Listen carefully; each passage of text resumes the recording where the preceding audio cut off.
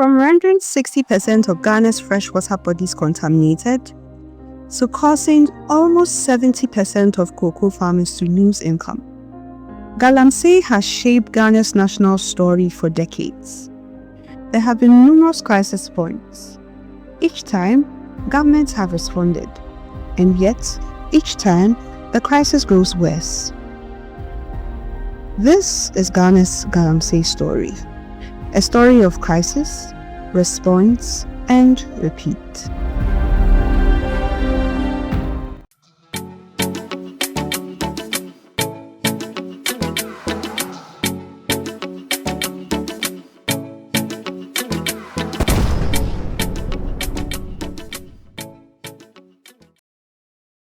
Small-scale mining in Ghana goes back centuries, long before the nation was even called Ghana. Historically, it was a respected indigenous livelihood. Communities searched for gold in rivers and streams using simple tools. The region's gold even attracted Arab traders as early as the 7th and 8th centuries. But the perception of this practice changed dramatically during colonial rule. The British colonial government sought to monopolize gold extraction. Laws such as the 1900 Concessions Ordinance and the 1932 Mercury Ordinance restricted indigenous mining by imposing requirements most locals could not meet.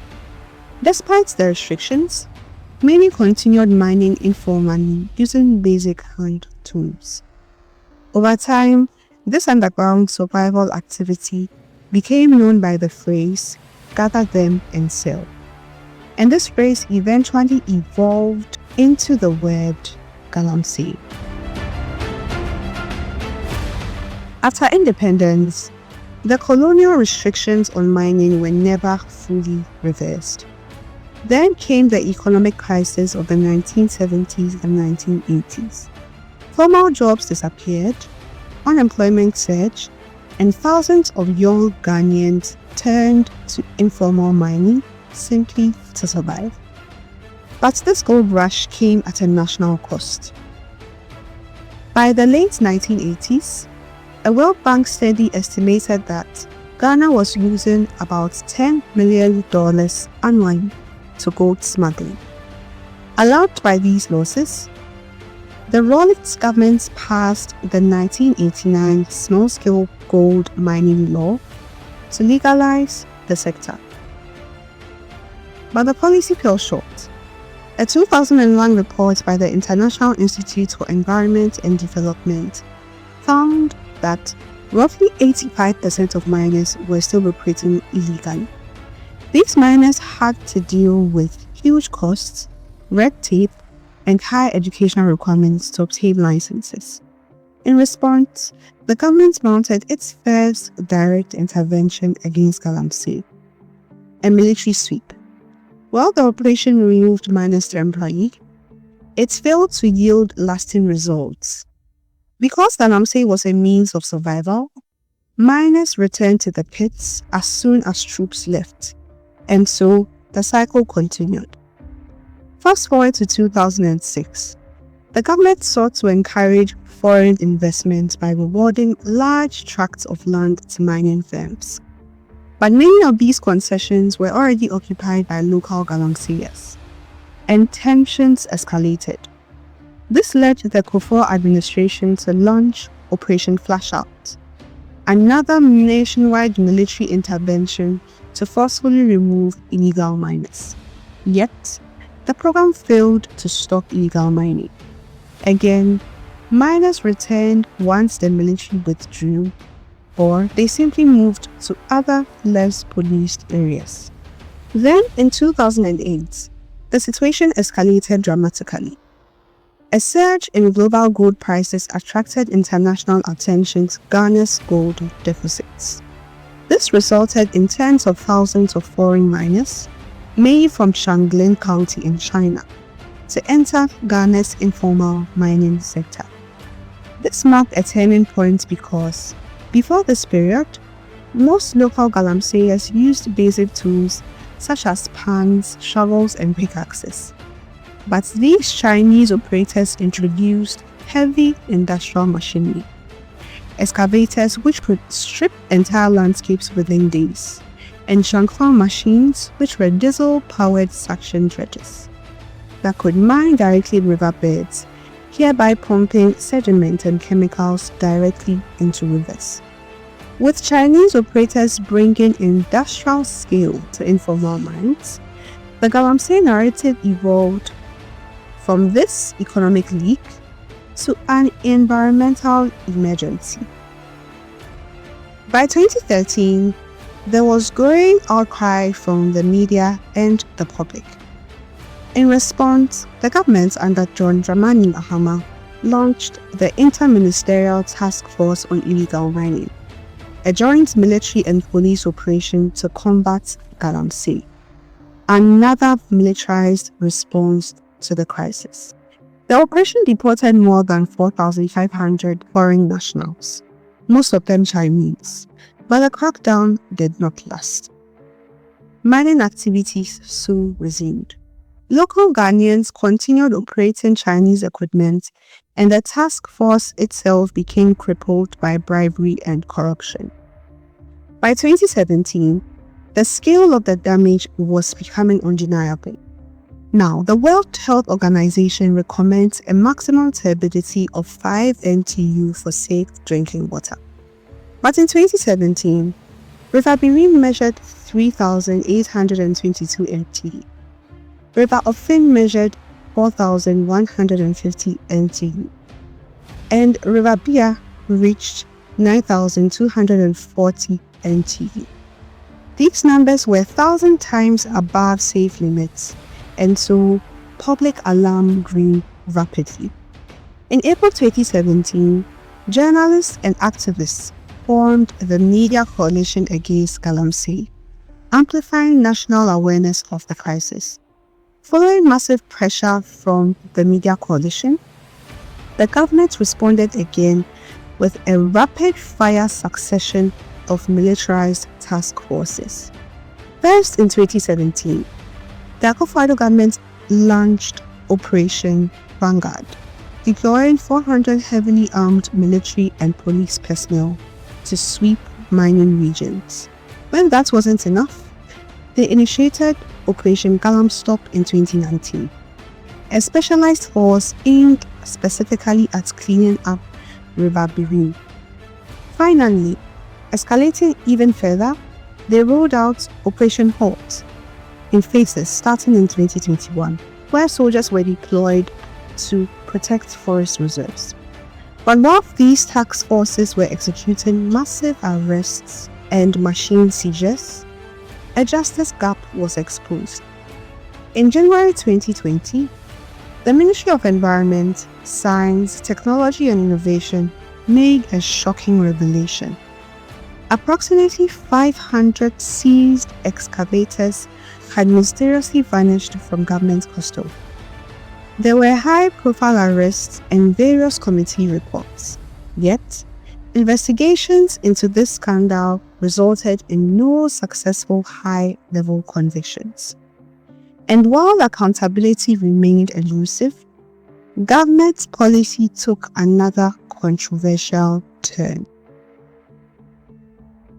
For a nation already grappling with the environmental consequences of Galamsey, it was seen as contradictory when the government introduced a controversial new policy in 2022, LI 2462.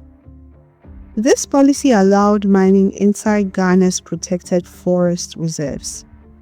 According to A. Richard Ghana, the policy effectively opened up nearly 90% of Ghana's forest reserves to small-scale mining. Soon after the law was passed, over 25 companies rushed to apply for licenses in various forest reserves. Later investigative reports by the Fourth Estate revealed that many of the companies rushing to apply were linked to powerful political figures in both major parties. One high-profile case involved Akunta Mining, a company owned by the Ashanti Regional Chairman of the ruling party. The company was caught actively mining in the Tanu Forest Reserve without a proper lease or mineral rights. Despite these violations, prosecutions did not follow. And so, by 2024, water pollution had reached extreme levels. GPC reported that turbidity in River Craft had surged to an astronomical 14,000 NTU. Public frustration exploded.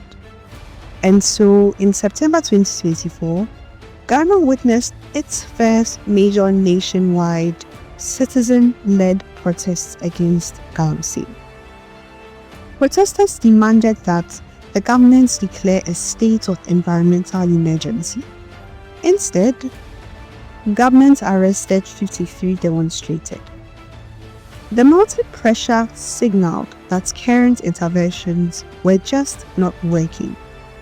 And so, a new administration promised a fresh approach. In 2025, the Mahama-led government launched Blue Water Guards, a community-based initiative with unarmed personnel to monitor mining communities around the clock. Another operation, National Anti-Illegal Mining Operations Secretariat, NIMOS, was inaugurated shortly after, and they have been involved in seizing mining machines and making arrests. Civil society pressure also produced a major policy victory. The government repealed LI 2462, restoring the ban on mining in forest reserves. On paper, these looked like significant wins. However, the citizenry did not feel urgency in the government's approach, and the data told an even more troubling story. 2025 data from Ghana Water Company showed that turbidity in River Ayensu had reached 32,000 NT. This figure eventually worsened to 98,000 NT within the same year. Even more surprising was a surge in violence against anti-Galamsey task forces. According to reports across news outlets, of 16 major violent attacks on anti-Galamsey task forces recorded from 2017 to November 2025, 10 occurred in 2025 alone. Now, in 2026, an undercover investigation by Joy News exposed a pay-to-destroy scheme in Amansie Central District. The district's chief executive admitted to collecting payments from illegal miners to allow them to continue operating. As the citizenry still do not see urgency in the government's approach, February 2026 saw another citizen-led protest against Galamsey. After decades of interventions, a pattern emerges. First crisis, then government interventions, which have been a series of militarized crackdowns, then a temporary disruption, then the crisis returns, often worse than before. Ultimately, our patterns show us that decades of heavy reliance on militarized task forces have failed because they only treat the symptoms of the crisis. During his 2026 State of the Nation address, John Dramani Mahama admitted the ultimate truth. Decades of operations have failed because they targeted the little fish and low-level offenders, while ignoring the big fish and organized criminal networks behind the operations who never get caught. So until the government hits hard at the true roots by prosecuting the elites who are complicit and holding local chiefs and district executives strictly accountable, Galamsey will remain a tragic fixture of Ghana's landscape. Because for decades, the country has seen the same cycle play out again and again. Crisis, militarized response, repeat. This has been a Finex Insights data story. Thank you for watching till the end. Don't forget to like this video, comment, and subscribe. See you in our next one.